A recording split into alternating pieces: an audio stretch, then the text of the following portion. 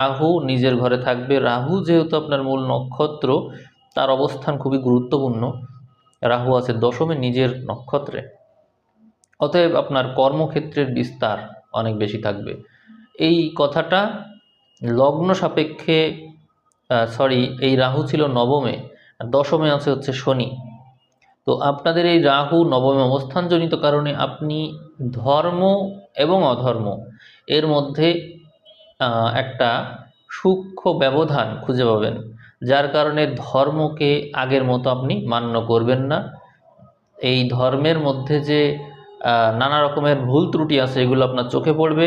এমনকি আপনি যে গুরুজনদেরকে মান্য করতেন, তাদেরকে এখন আর ওইভাবে মান্য করবেন না, কারণ আপনি মনে করবেন যে গুরুজন হইলেই যে তাকে মান্য করতে হবে বিষয়টা এমন না। জ্ঞানে গুণে বুদ্ধিতে প্রজ্ঞায় যে শ্রেষ্ঠ, সেই মূলত গুরু। বয়স ম্যাটার না। আপনি এরকম নানান আপনার যে যুক্তি আছে, এরকম নানান যুক্তি আপনি তুলে ধরবেন। কর্মঘরে শনির অবস্থান আছে, ফলে কর্মের পরিকল্পনাটা হবে লং টার্ম।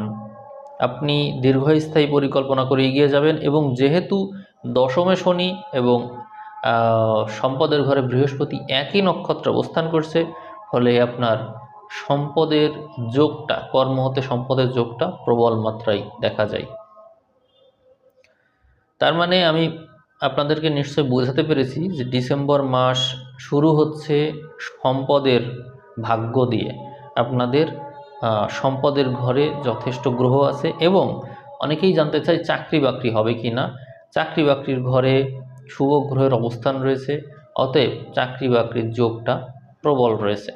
আপনারা যারা চাকরি বাকরির জন্য চেষ্টা করছেন, তারা বড় চাকরির জন্য চেষ্টা করবেন। বিশেষ করে ভূমি সংক্রান্ত বা এমন কোনো বিষয় যেখানে রাজনীতির সাথে সংশ্লিষ্টতা আছে, যেখানে উচ্চ পদে অবস্থান করার সুযোগ আছে, ডিফেন্স সংক্রান্ত চাকরি, তারপরে রাজস্ব সংক্রান্ত চাকরি, এগুলো আপনাদের জন্য ভালো হবে। এছাড়াও সায়েন্সের মধ্যে রসায়ন, ফিজিক্স বা এই জাতীয় সাবজেক্ট যেগুলো এই ঘরকে নির্দেশ করে, রবি, মঙ্গল, শুক্র এর সংশ্লিষ্টতা, বিশেষ করে যেগুলো অস্ত্রশস্ত্র বা রসায়ন এই যে বিষয়াদি আছে এর সাথে সংশ্লিষ্টতা রাখে, সেই সংক্রান্ত চাকরি বাকরিতে উন্নতি বেশি, এবং এই সমস্ত ক্ষেত্র নিয়ে পড়াশুনো করলেও উন্নতি দেখায়। এরপরে দেখা যায় যে 7 তারিখের দিকেই আপনার রাজযোগকারী বৃহস্পতি রাশিতে বা লগ্নে চলে আসলো। তার মানে এই সময়টা